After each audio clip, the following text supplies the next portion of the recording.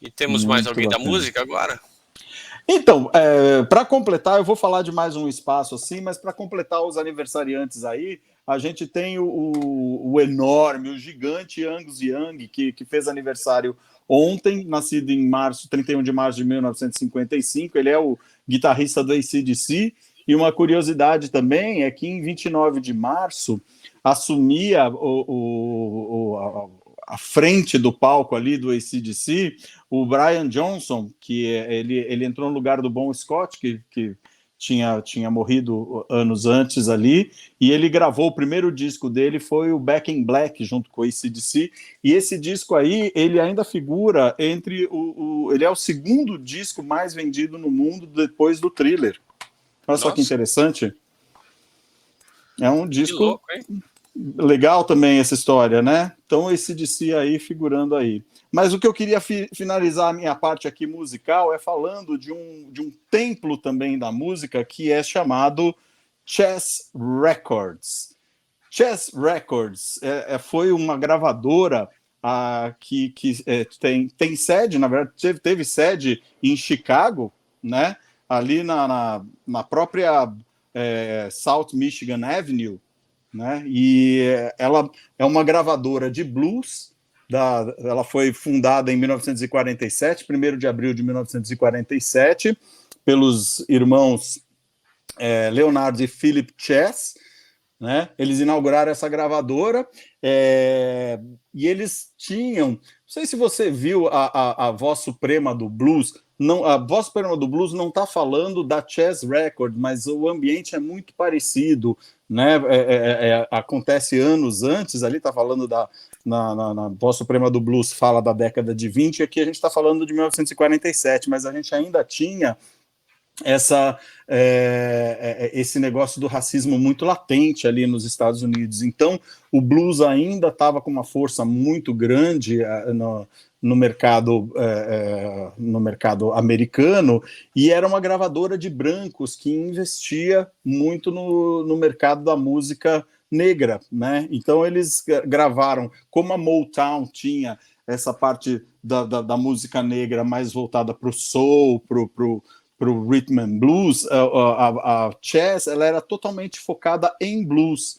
Então passaram ali personalidades maravilhosas aí do mundo do blues, quem curte blues, né? Willie Dixon, Muddy Waters, Little Walter, John Lee Hooker, Buddy Guy, Chuck Berry, Bo Diddley, a Etta James, que é uma musa, uma diva do blues, Coco Taylor, né? Então, fazendo aí a nossa homenagem aí a Chess Records. E quem quiser saber um pouquinho mais da história da Chess Records, pode assistir um filme que chama Cadillac Records. É um filme bibliográfico que foi um filme biográfico que foi editado e foi lançado em 2008, tá? Dirigido por Darnell Martin. Darnell Martin.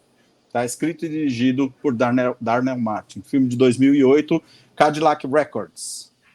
Que Fala da bacana. história da Será que gravadora. tem Netflix, ou Amazon, ou Disney? Será um desses caras aí? Tem que procurar, né? Tem que procurar. Eu acho que não tem na Netflix, não. Eu já dei uma olhada na Netflix, não vi. Talvez na Apple Store a gente consiga achar alguma coisa. Tá, legal, bacana, hein? Chess Records. Desculpa, não sei se você Apple falou, Store, não, ela Apple já TV. ainda existe até hoje, a Chess? Então, a Chess existe, ela está no mesmo lugar, é no número 2120 da South Michigan Avenue, e hoje é um espaço que funciona como sede da Willie Dixon Blues Heaven Foundation. É uma fundação que foi criada pela viúva do Willie Dixon para manter a memória desse baixista impressionante aí do blues também. E se por $15 você consegue fazer um tour, né? Eles têm a intenção de lançar novamente os estúdios para gravação e promover outros artistas, mas hoje você consegue fazer um tour você vai ser guiado por uma pessoa que com um smartphone e com uma caixinha de som ele vai mostrando alguns espaços e contando um pouco da história e com as músicas de pessoas que gravaram por ali. né? E termina com uma versão da Etta James, At Last, que ela gravou na própria Chess Records ali.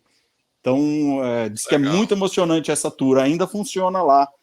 $15, você faz seu passeio lá no Bacana, pelo ambiente. mundo do blues. Não é Legal. legal? Aí você falou de Thriller, né? Me veio uma curiosidade na cabeça aqui.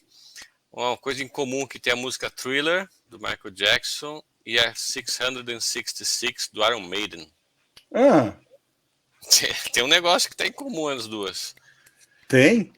Tem. A voz do Ixi. Vincent Price.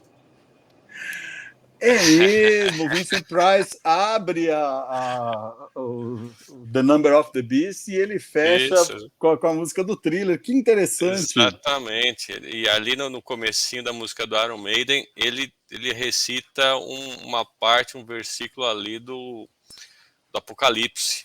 Né? É Woe to verdade. you, O earth and sea. For Com the aquela, devil sends com the aquela beast voz with wrath. profunda. Exatamente. Espetacular. Muito bom.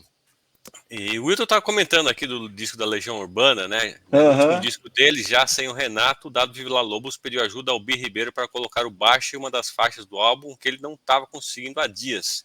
Detalhe que o Bi conseguiu fazer o baixo da música em 1 hora. Olha só, hein? Não era fraco, rapaz, né? Não era fraco. Pode crer. Obrigado pela contribuição aí, Wilton. Legal pra caramba.